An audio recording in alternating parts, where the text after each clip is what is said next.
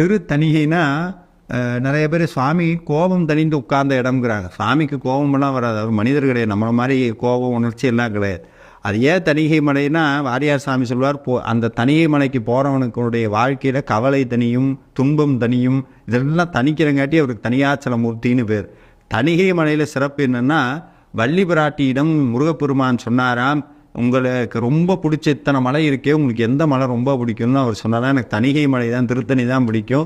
யார் ஒருவர் இருந்த இடத்திலே இருந்து தணிகை மலையை நோக்கி வணங்குகிறாரோ தணிகை மலைக்கு வந்த புண்ணியம் கிடைக்குங்கிறார். இந்த அப்பேற்பட்ட தணிகை மலை தான் இந்திரன் முருகனுக்கு பூஜை பண்ண அற்புதமான இடம். இன்றைக்கும் திருத்தணிகையில் மயில் வாகனம் கிடையாது, யானை தான் வாகனமாக இருக்கும். அது யானை திரும்பி இருக்கும். என்னென்னா ஐராவதத்தை கொடுத்துவிடுவான் இந்திரன். ஆனால் அந்த ஐராவதம் போனோன்னா அவனுடைய செல்வமெல்லாம் படிப்படியே குறைய ஆரம்பிக்கும். அப்போ சாமி வேண்டாம், நீ திருப்பி அங்கேயே போன்னு சொன்னா இந்த யானைக்கு போக மனசு இல்லாமல் திருப்பி மட்டும் நின்றுக்கும். அப்படி அந்த திரும்பி நிற்கிற இடம் அங்கே இருக்கும்.